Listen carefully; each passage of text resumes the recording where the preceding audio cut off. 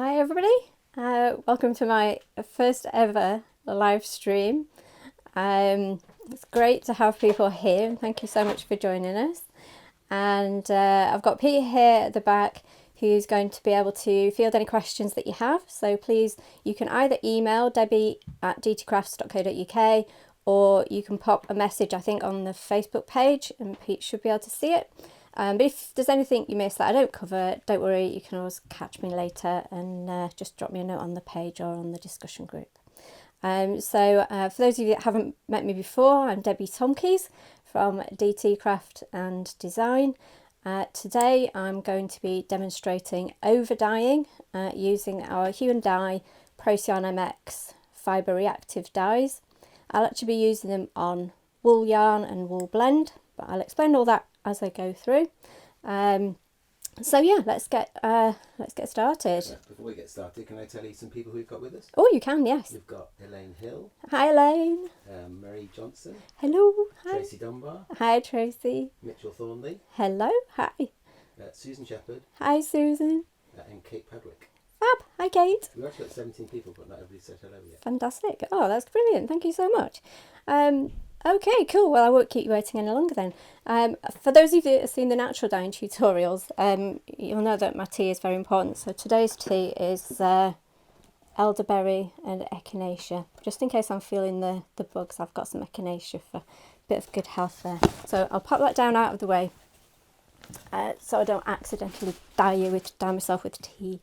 Anybody has any problems, just time to shout up on here. Oh yeah, shout up if there are any problems with the live stream, because obviously this is our first one, so technology is not my strong suit. I'll hand that over to Pete. Right, okay, well, I'll just move these bits out of the way so that I've got some space. And these are going to be some of the samples I'm going to be sort of drawing on for inspiration.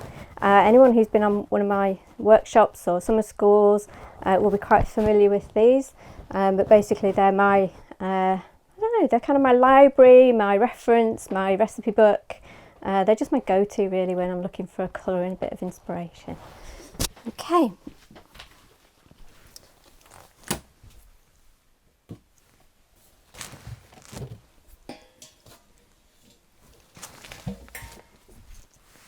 So these are the yarns that I've got today. This is a wool nylon blend, a pure wool, and this one is a really pretty nep wool. The neps are the little speckly bits, and I thought it'd be nice to do something that had a little bit of natural colour in it so that you can see how it looks when you actually overdye a yarn that's got a little bit of existing natural colour.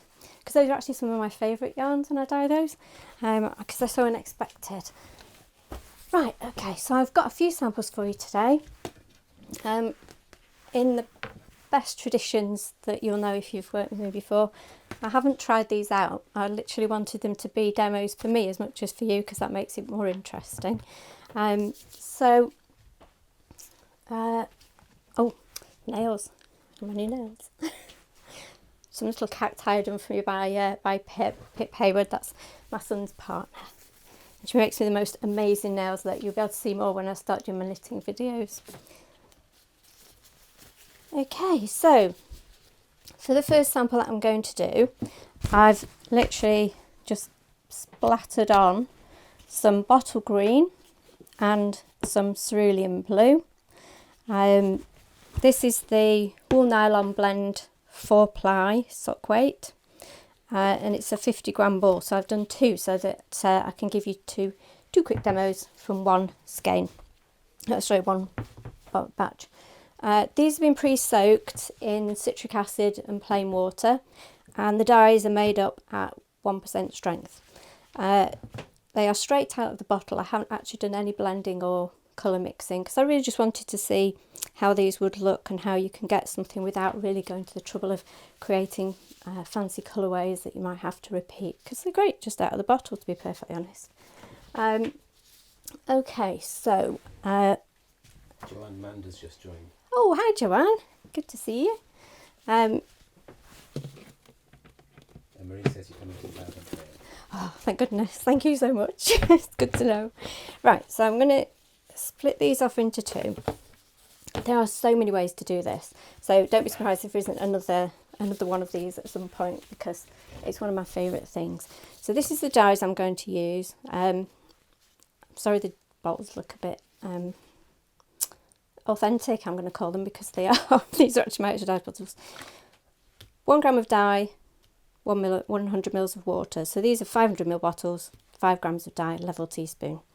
I reckon for a medium shade, or I need about 100 mils of dye solution per 100 grams of yarn, but it very much depends what kind of strength you want to work with.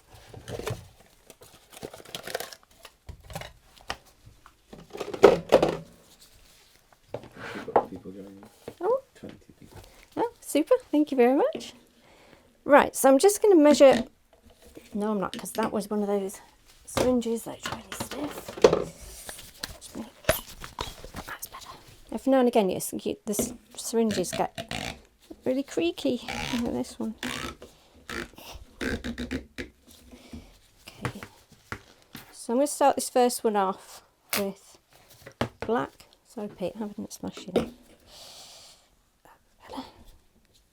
Black's a good go-to colour. It's not always the right answer, but if you're struggling for inspiration and you really need to take out a colour a little bit, tone it down, just, you know, take a bit of the vibrancy out of it, really. It's a good kind of mainstay, a good go-to. Deb? Yep. Matilda Jane has asked, is a 1% blend 1 gram dye to 100 mils of water? Yes, yes it is. What you need to say about this, they probably don't hear me because I'm not mine. Okay, I'm sorry. Yes, hang on. Yeah, so Matilda, your question. So the dye solution is, yeah, it's 1 gram of dye to 100 mils of water will give you a 1% dye stock solution. And it's easier to work from, I find, from a stock solution than to try and weigh tiny amounts of powder, especially if you're only going to use very, very dilute solutions.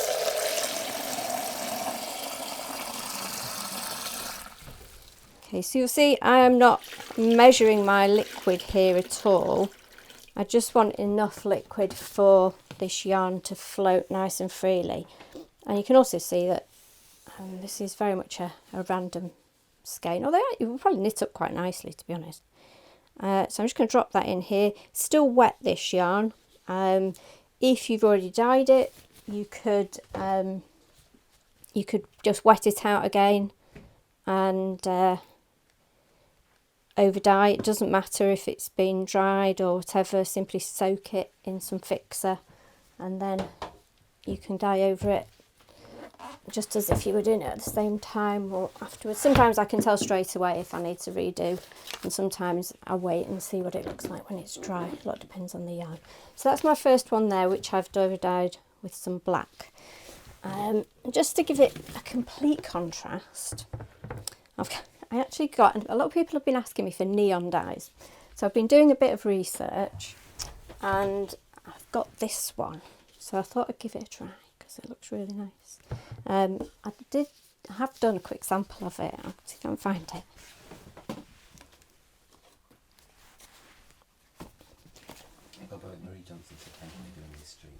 Oh, that's very kind. Thank you for watching. So this is the neon pink, and it is genuinely neon. So I'm quite excited actually. I'm hoping we're going to be able to stock that one. So what we're going to do is we're going to put this on top of here to see what effect we get, and I'm hoping it'd be quite interesting. Deb, if I ask Sonia's question, just repeat what it was in the question because I'm not sure the audience are going to be hearing. I will do that. Okay. Right, so I'm just going to put a small amount in there. I haven't measured it, but this is also a 1% solution. It's very, very strong, I have to say. Again, I'm going to pop water in there.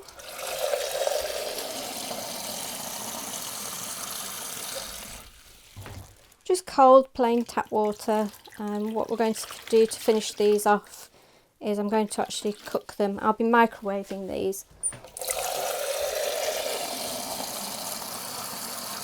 Bridie told us, said, wow, that is neon pink. It is neon pink, isn't it, Bridie? Yes, you're quite right. Well, people asked for neon pink and Well, never let it be said that I don't do my best to give the public what they want. Okay, so let's see what this one does, because this should be fun. Okay. Ooh, okay. A quick prod.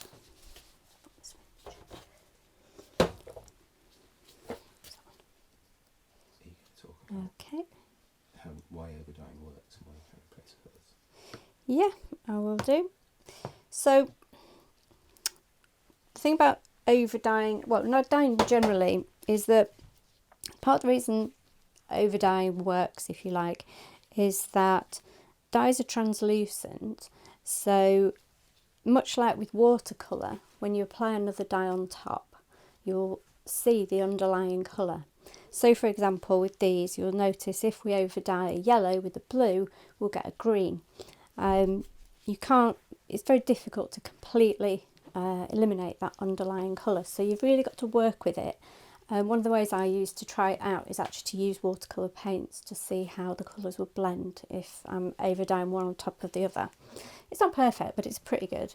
And if you contrast that with if you were to overpaint with an acrylic or a gouache or an oil, for example, where you could completely cover the original shade, you can't do that with dyes.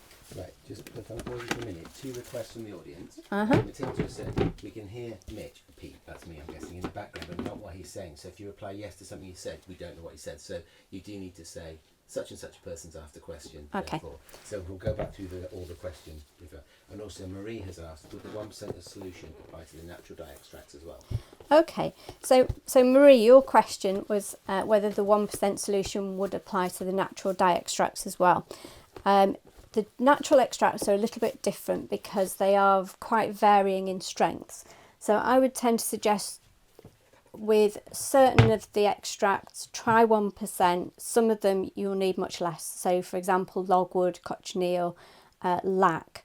Some of those are very, very strong. So I would start with something that's maybe as low as 0.25% before you move it up a little bit. Otherwise, what you'll find is it really sort of takes out virtually all of the underlying colour and you won't get quite that difference and that vibrancy. What was the other question, Pete? Matilda's question earlier on was, is a 1% blend 1 gram of dye to 100 mils of water? Oh yes, so that was a question about whether a 1% blend is a gram of dye to 100 mils of water. Yes, it is. Is the answer to that question.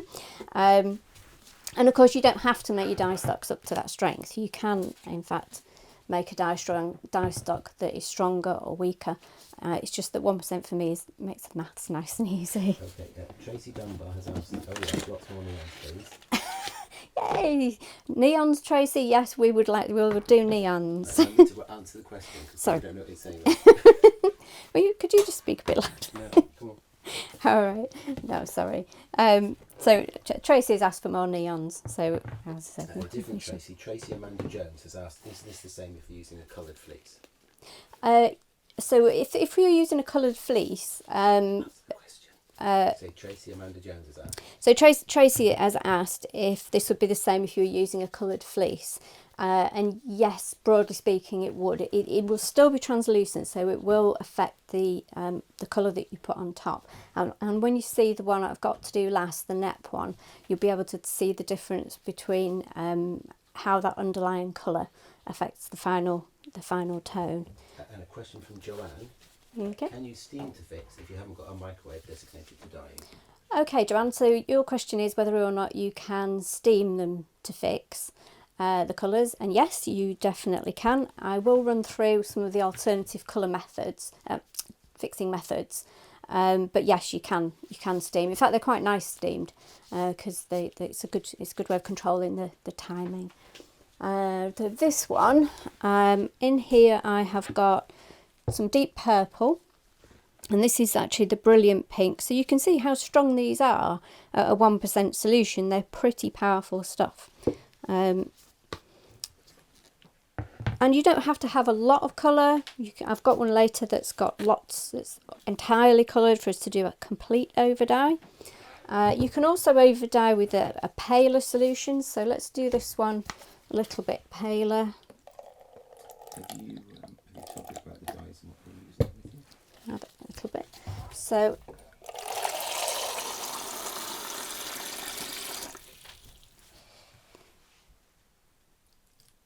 So the dyes that we're using are Procyon fibre reactive dyes. They are a bifunctional dye, which means that they'll work on any natural fibre, which makes them great because you don't have to have two sets of dyes for in your cupboard. You can just switch between them, and I just make mine up with plain water, and then I can switch between whether or not I want to work with wools or plant fibres, cottons and so on, depending on what I'm actually working on at the time. Okay, so that one's a very pale, I don't think you actually see in there, that's actually quite a pale overdye there, so it's left quite a lot of that underlying colour visible. Now what we can do is, if we think, oh, that's still not quite correct what I'm looking for, we can actually overdye that again if we wanted to. However, there are limitations. A yarn will have so many dye sites, and once those dye sites are all full, basically it means that it won't take more colour. So there is a limit ultimately to how much change you can do with your dyes, and also you can't take colour away. So where those are very, very deep, I can't remove that colour and make them lighter. I can tone it down, but I can't actually physically make it lighter. So what have I got next? Cushing's joined. Oh, hello, Joe.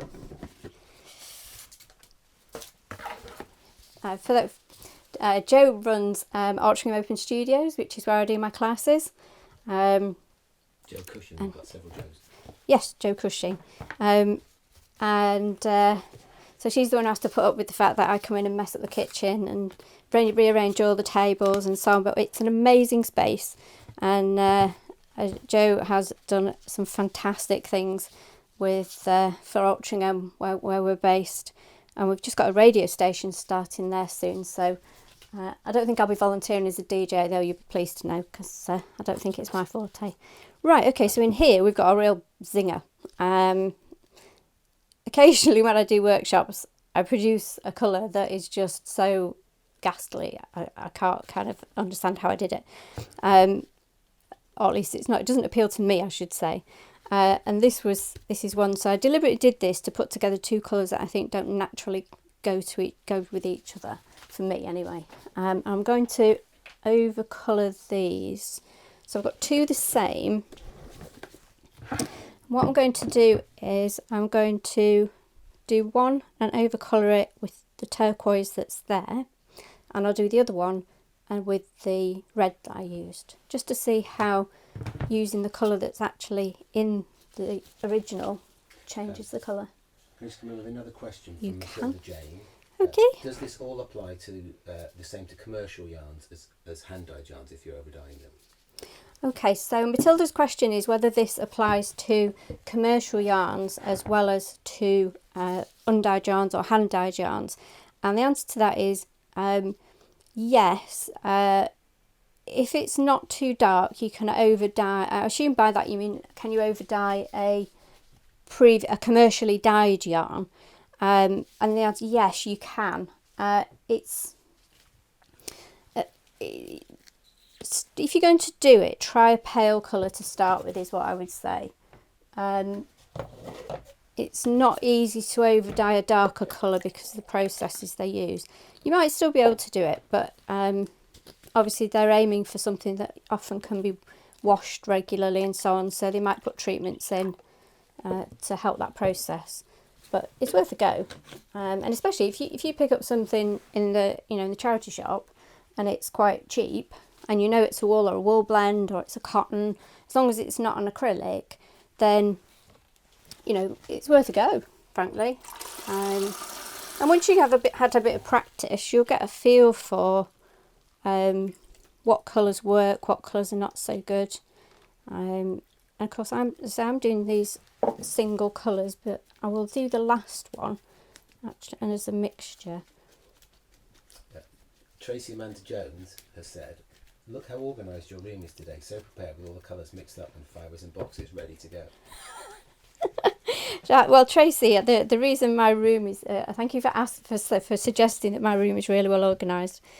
It's not normally. I do my best, but it's not normally. But thank you. Right. Oh, and the bit I always forget is the health and safety bit. So you'll notice I'm wearing gloves. You'll notice that I'm not wearing a dust mask. Now the reason for that is simply because I am talking to you and it's quite difficult to talk through a mask. But also because I'm working with these in solution, when I prepare the powders into solution, I do actually wear a mask. And I would suggest that you do the same. I am wearing gloves and obviously I did work out that actually I'm more likely to wear gloves if I've got nice nails. So I specifically put nice nails on so that I remember to wear my gloves. It doesn't do you any harm, it's just that they stain your fingers. And it comes off once you've had a shower, but it's nicer to have clean fingers, I suppose. Okay, so that's my bright turquoise Overdye there. And we're going to do a flaming red.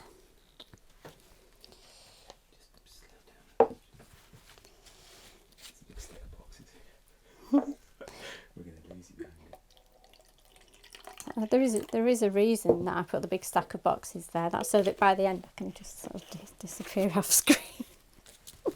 Okay.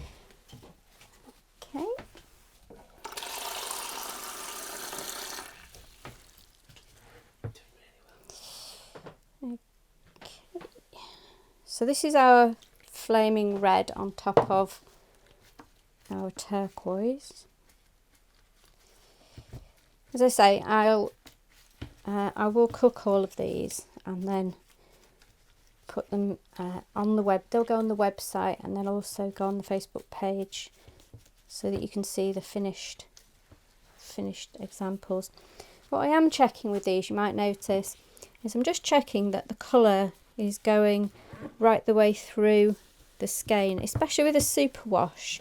Sometimes you'll find the colour is very grabby, and it's a good idea to just make sure it's gone right the way through, and so that you don't get white spots. I mean, that's another reason for overdyeing, is sometimes you'll find yourself with an unexpected white blob that needs either touching up, or it might benefit from an overdye.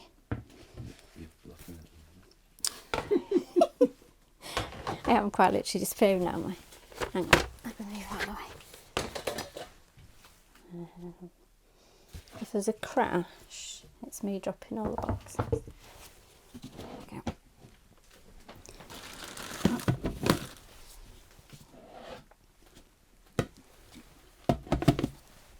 Okay, Deb, this is a question. Okay. Or two more questions. Okay.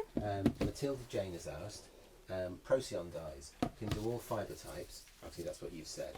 Why didn't my Procyon dye the C cell in merino C cell fibre? Right, okay. So Matilda's question is, if Procyon dyes can dye all different fibres, why did it not dye the C cell in one of her fibres? The merino C cell. A merino C cell blend, right. So the reason for that is that although Procyon dyes will dye all natural fibres, they do need two different methods. So to work on wools and protein fibres, they need to work in a mildly acidic environment. So they were used very much like an acid dye. Whereas for cellulose fibres like sea cell, like cotton, linen, hemp and so on, they actually need to work in an alkaline environment. So if you're working with a blend, you need to look at, firstly, the proportion. So is it predominantly wool or predominantly cellulose? And bear in mind that the wool element is more likely to be damaged by alkali than the cellulose is to be damaged by acid. So I would generally suggest use the acid dye method first, and then if you haven't got the colour that you're looking for, you can turn that solution into a base solution by adding some alkali until it's literally sort of just out of neutral. So that would probably be about neutral is neutral about 7. Yes. So 8 definitely not more than 9, because it's not an incremental scale. It's logarithmic scale or something. Pete's looking at me here like... Yeah, Pete's about to apologise, so you can say to viewers, the person who's just sent an angry dislike face was me hitting the wrong button on my phone. Can you believe it? Actually actively disliked my own? Not actively, to tell people what's happening. I'm going to actively divorce you now. Is there a divorce button? Tell people what's happened. So yeah, so Pete just hit the dislike button on my post. By mistake? On my live. Yeah, by mistake, he says.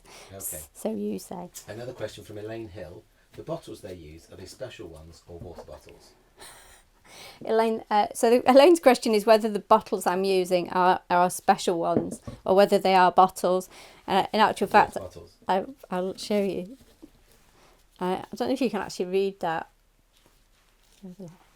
Yeah, they're Powerade bottles. I should point out, I don't actually drink Powerade. I think it's gross, but my son used to drink Powerade used to buy Powerade on his way home from school every day. Yeah, I am that bad a parent. He's okay though. He's grown up all right, we think. So, but yeah, water bottles are great, and also they have the advantage that usually they'll be half a litre, so you can use a level teaspoon of dye with your half litre of water. That gives you your 1% dye stock, which is great. You know, it's very little work, very little effort. All you need is a teaspoon and a bottle. So that works really well. Now this one is obviously, this is an all over colour. 2 shades. This is the flaming scarlet red. This one's the brilliant orange. And it is dyed pretty much all the way through. But I don't know if you can see, there are some slightly pale patches just in there. You can do if you want. So it'd be quite nice just to cover those over. And I'm going to do something a bit different here. I'm actually going to put a green over this one. Start with something quite pale, and then I'll see what it comes out like.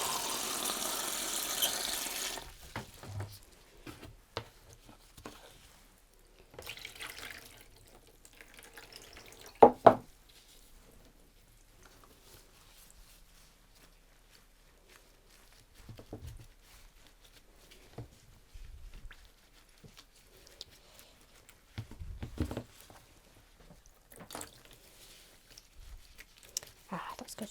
Excellent.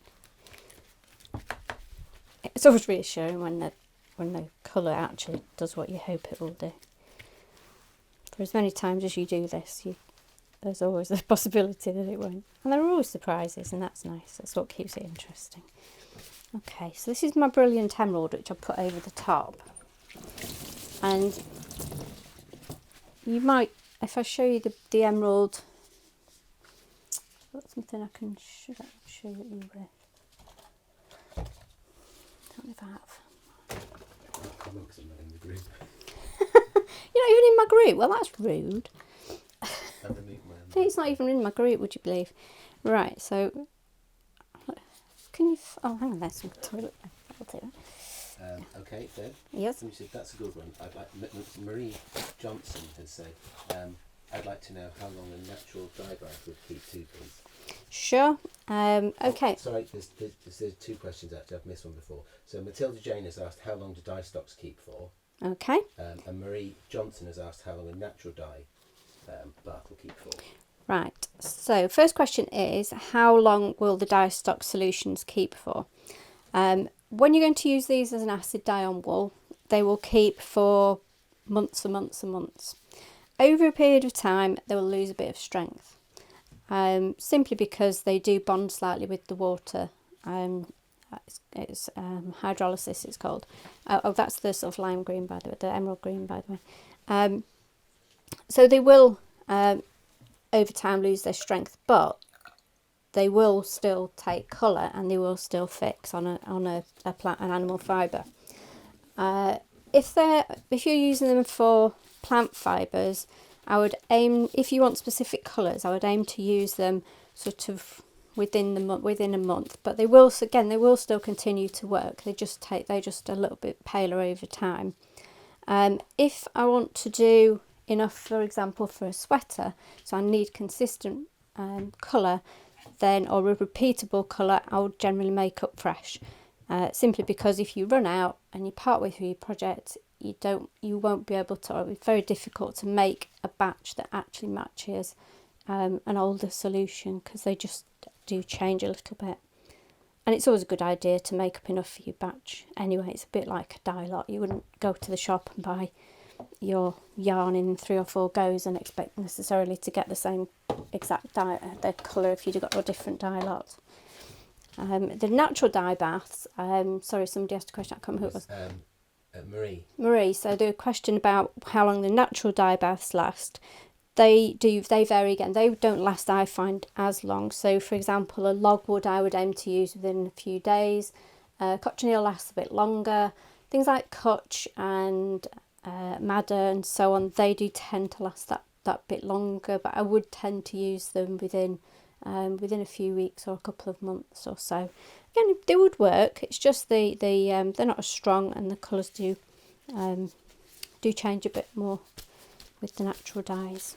Kate's just said, Kate Padwick has said, I used some Procyon yesterday that had been stored in a cool dark place for 10 months and it worked fine.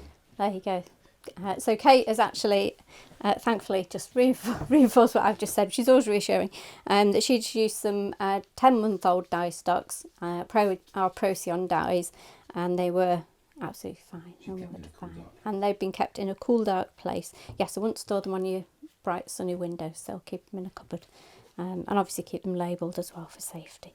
Okay, so can you see, I'm actually going to hack this one out because it's almost taken up all the solution. I am going to cook this, I'm just going to show you the difference. I've just realised what I didn't do was actually take any photos of the originals. But can you see how that's really nicely toned down, especially the red, it's toned that down to a lovely kind of mulberry shade. I think I might put a little bit more in because I've still got some of this zingy orange, but there are also some nice golden browns there, and there's just a hint of the green where the white patches were, so I think that'll just give it just that little bit of lift, which should be nice. So I can't decide now whether to get rid of that last bit of bright orange or just leave it as a bit of an accent, because it will take a bit more colour. And you can see the dye colour in that dye bath there, even though this hasn't even been cooked yet, is almost gone. And that's because this is a superwash yarn. It takes up that colour really fast.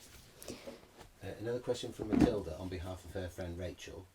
How long do Procyon MX dyes last when drying their containers? Mine are around 20 years old.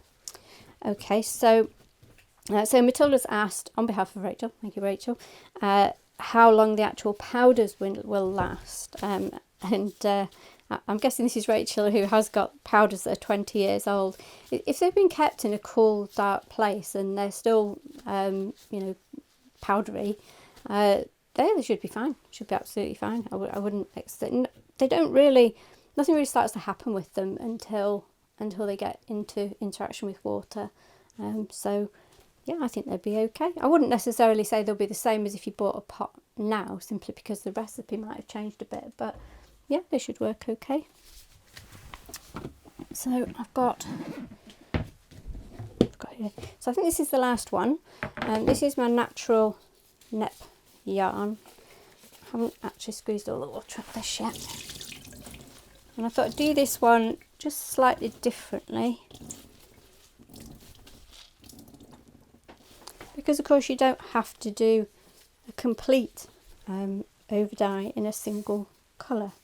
And as I say, there's so many more techniques I can demonstrate. I could probably keep you here all day, but hopefully this gives you some ideas and some fun things to try. Okay, so what I'm going to do with this is to make up 3 small dye baths. And now that's, because this is a soft colour, even if I put something bright on it, it's not going to make it too vibrant. So even this, for example, this neon pink, wouldn't actually take this to a neon and such a neon colour. Should we go? I don't know. Should we see? Should we see what colour it goes? Why not? I'll go.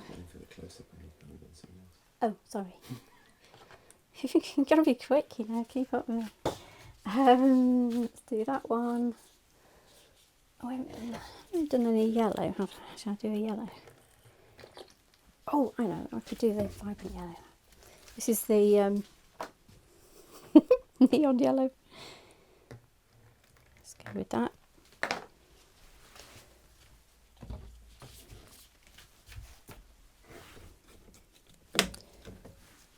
Oh, the other safety thing as well is that you'll notice these things, these dishes and so on, Asda microwave tubs, takeaway containers. It's a hard life being a dye. You have to eat all these takeaways. Jugs and so on, all from places like Wilkinson's, Asda, Pound Shop, but I don't use them for food. So anything that you're using for your dyes, pop it to one side, keep it safely away, and don't put it back in your kitchen. And I want another colour. What can I put on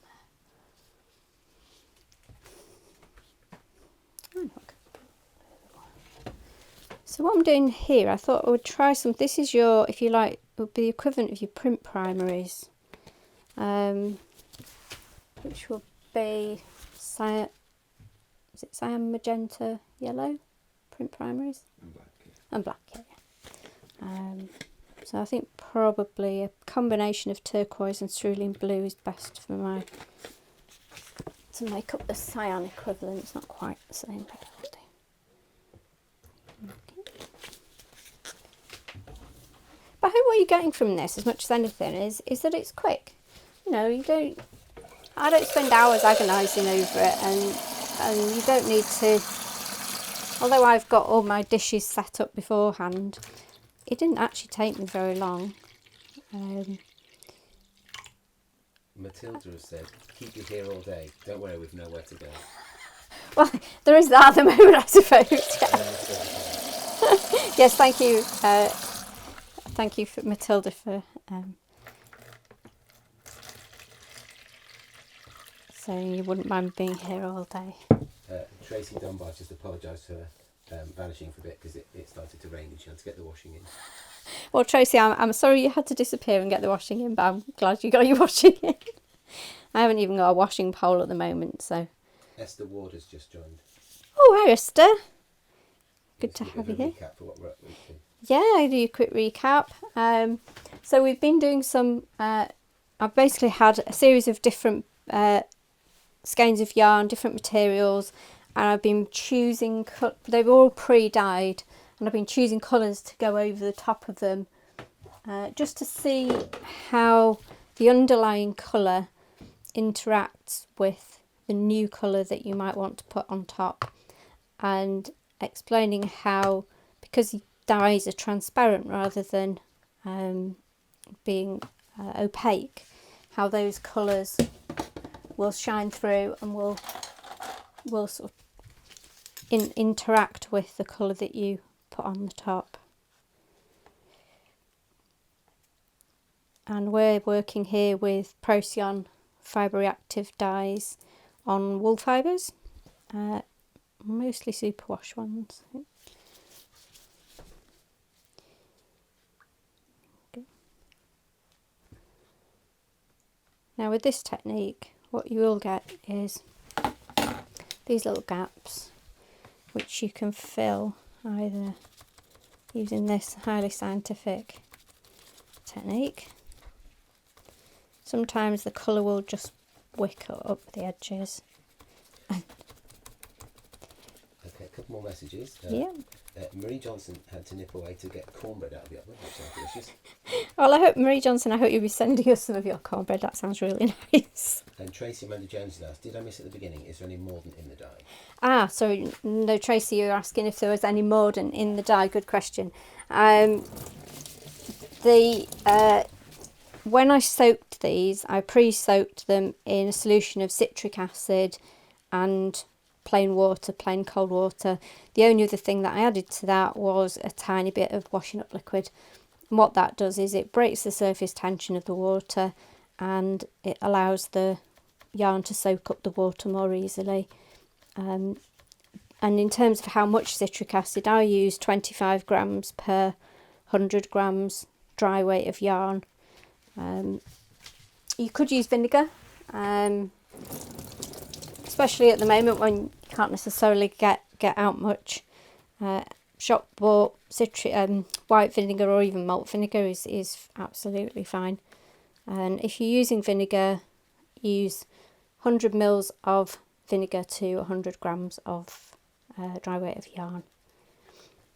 Oh, the other question that somebody asked me actually by email was whether the same technique applies to other types of dyes, and essentially it does. So if you could do this exact same technique with acid dyes, it will work with natural dyes. You could do it with food colour dyes. It's the process that makes the difference, really, the dye type. As long as you follow the instructions for the dye, it should be fine. Okay, so that. Yes, the washing up liquid tip is especially if you're in a bit of a rush and you've forgot to pre-soak your yarn. It's surprising how much more quickly it will soak up the colour. Another top tip on that point is that if you've forgotten to soak your yarn, you can be a bit cheeky and soak it in warm water or hot-ish water, as long as you don't go too hot and felt your yarn, and it will certainly cook more quickly, soak more quickly. Silk, on the other hand, if you're working with silk, cotton and so on, I would work on the basis that you might need to leave it overnight, because some of the silks, especially the barrettes and the raw silks, can really take a while to take up all the liquid, and if you've got dry spots, the colour just can't penetrate. Okay, and what we've got there, that's nice, is I don't know if you can you see, I don't want to tip these into each other, but there's a really interesting bit of colour blending going on here in between the different dishes, which is, just lift them up again. Can you just tip it up, that's it. There we go, perfect. Okay, so these things are I'm going to microwave these. Other ways of cooking them, you could do this process in a Pyrex and pop them in the oven. You could put them in a pot and do them on the stove. You can use a steamer, as somebody asked earlier. You can also, well, I have heard of people doing it in the dishwasher, but I'll be honest, I've never tried it, and I'd feel a bit nervous putting these in my dishwasher. So yeah, as long as it's a method of heat, that's the most important thing, really, is just making sure that they get hot and right through. In terms of time for heating, as long as it takes to get them red hot but not boiling. The only reason we say not boiling is because we don't want it to damage the yarn. Wouldn't actually affect the dyeing process particularly. Right, now I don't know if I can get a quick look at give you a quick look at all of these. Depends how much of this Pete can get in camera, but if not, I'll move them around a bit.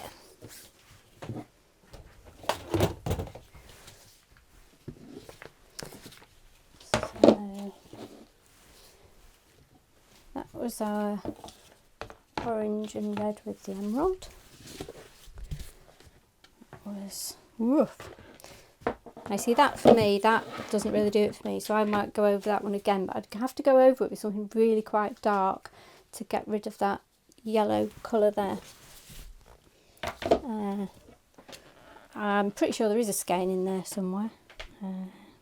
That was the black one. I think that was turquoise with green and the black. This one is our purple and blue with pink. A top tip from Joanne Manda. Oh yeah. The Stark Asian food shop sells citric acid, and she's lucky because she has such a local shop. Oh, okay. So Joanne has sent us a good tip there. That look in your Asian supermarket for was that citric acid? Yeah. For citric acid, which is that's definitely a good one. And I must admit, I do prefer citric acid, mainly because it doesn't smell as bad as vinegar. Matilda has asked, when you said damage the yarn by boiling, is this when your yarn gets harsher and crispy? So Matilda, yeah. has asked whether it's the boiling that makes the yarn go harsh and crispy. It can do. It's more likely that would felt it. What tends to make it go harsh and crispy is if you're natural dyeing, if you've used too much iron, but with a synthetic dye, it would tend to be, if you've used food colour and you've used one with sugar in instead of sweeteners, then that tends to make your yarn go a bit crunchy because the sugar sort of boils and melts. Or it could be that it's gone dry during cooking, and if it goes dry that can burn the wool, but you do generally know about that because it smells absolutely horrible. Okay, so the reason I've just pulled this one out for you to see is I haven't even cooked this yet, but that just about completely clear of colour already. I think this is one for like Aston Villa fans, Pete. That's all Burnley possibly. Oh, Burnley possibly, yeah. So Football for people who may not know. Very funny. I think we all know that Aston Villa and Burnley is football. You know people from America who don't know. Oh, yeah, I suppose so. Fair enough. Yeah. I apologise. Yes, Aston Villa is a football club. Soccer. Yes, soccer. Right. Okay. So that is my range of overdyed samples there. Check back later for the cooked versions, and I'll put some details up of what I did with each one so that you'll know what colours I used. And yeah, as I say, so you can buy the colours on the website, all the colours I've used today. I'll put those details of what I've used in the link. And if you would like to see more videos, please let me know. Put a comment on the Facebook page, or you can drop me an email. The email is debbie@dtcrafts.co.uk, or you can send me a message on Twitter, and our Twitter is @dtcrafts. Bridie says no football in America, it's soccer. Yes, Bridie, thank you, Pete. Yes, I appreciate his soccer. I do apologise. Yeah, Pete told me off for saying football, not soccer. Just give people more chance to ask questions. Yeah, just as a last chance to ask any questions that you've got before I sort of start putting these in the microwave. I'm not microwaving them now simply because the microwave is so loud. It would deafen you all. Yeah, Tracy Amanda Jones has asked, how long in the microwave, or are you just looking for clear water? Okay, yes. So how long? So Tracy's asked how long we're going to put these in the microwave. That amount of water there, which is probably about 4 or 5 centimetres in the bottom, on my microwave, which is, I think it's a 950, but to be honest, it's that ancient. I don't even know if it has a rating. I think that'll probably take about 6 minutes, but I will be working towards, yes, either exhausting all the colour, in which case the solution will be pale if not clear, or it may be that if it's a very saturated colour, so for example, one of the sort of 3 dishes at the front there might still have colour in it, in which case I'm just looking for it to be almost boiling. The 3 dish ones tend to take about 9 minutes, Pete. Till it's about steaming and about to boil, I'd say, about 9 minutes. About 9 minutes in our microwaves. I'm asking Pete because he does all the cooking on the workshop. If you think it's going to boil, if you put it on for any longer, then it's done. Okay, so Pete's tip is if it looks like it's going to boil, if you put it in again, then it's about done. But also, if the water goes clear, it is done. Yeah, I mean, that's it. If the water is clear, then as long as it's hot, it's done its job. Somebody's asked, could you use lemon juice as its citric acid? Could you use lemon juice as the fixer? Yes, you could. Again, it's because it's a mild acid, you'd be able to use that. That would be fine. If you're going to use an alternative acid, the only thing I would suggest is it's worth getting some pH papers just to make sure that you've got the right level of acidity. Now, for the Procyon dyes, they need about sort of 4, 5. Our acid dyes will work slightly lower, so 5, 6. And if you're using a different type of dyes, just check what the recommendations are for those dyes. Tracy said thank you and looking forward to how they come out. Remember, there's like about a minute delay when people get the questions, so we have to give a bit of time for that. Okay, that's fine. Thank you, Tracy. I'm glad you've enjoyed it. I hope everyone's found it interesting and useful. A question from Elaine. Time for steaming and do you wrap the yarn? Ah, right. Okay, so Elaine's asked what time for steaming and whether or not I wrap the yarn. Yes, if I was steaming, I would wrap the yarn. What I might suggest is if you are steaming, and obviously you can't put depends how you do it. If you're doing it kind of in a double boiler, you might be able to have a pan within a pan, or jar. And Americans have these fantastic like canning pans. If you can get a hold of one of those, they're brilliant. Or if you've got access to those, in which case you have a series of jars with a trivet thing and water underneath. Apologies if not described that properly for anyone who is more familiar. And the steam is then generated with the lid on from the water at the bottom. And again, it is really until they're just red hot. But yes, if you're going to do them in a steamer and you can't put a vessel in there to hold the liquid, then leave them, I would suggest, for an hour or so, just to absorb more colour out of the dye bath as they are, and then you can wrap them and pop them in the steamer. Okay, so last but not least, because it's the first one and because you've all been fabulous guinea pigs, and thank you so much, if you pop over to the website if you would like to place any orders between now and the end of Tuesday, and you put the code LIVE01, so it's capital LIVE 01, 01, sorry, 01. So it's capital LIVE 01, you will get a 10% discount. We'll pop it in. We'll pop it in the comments so that so you don't have to make a note of it. Laura Hart Shawn has said, I dyed some eggs today using Procyon. It worked a treat. Just make sure you use vinegar, not citric acid, because that made the eggshell peel off. Oh, okay, that's interesting. So Laura says she's actually dyed some eggs today with Procyon dyes, but she suggested that vinegar was the better option because because citric acid made the eggshells peel off apparently. And a question from Marie. She says, thank you, this has been really great. Could you do another with some of your natural extracts, please? And she said, stay safe. Oh, thank you. So Marie's asked if we can do another demo, but with some natural dyes. So yeah, I mean there are a couple of demos from the first ones I did by video that I will. They are linked on the Facebook page. I think there's a final one actually to go up yet, and those are sort of ones where I've used up some leftover dyes. But yeah, I'll do like a proper one if you like with some natural dye extracts as well. I've also had a request for an indigo dye one, so. Bridie has also said yes, natural dyes please, and thank you very much. It was very enjoyable.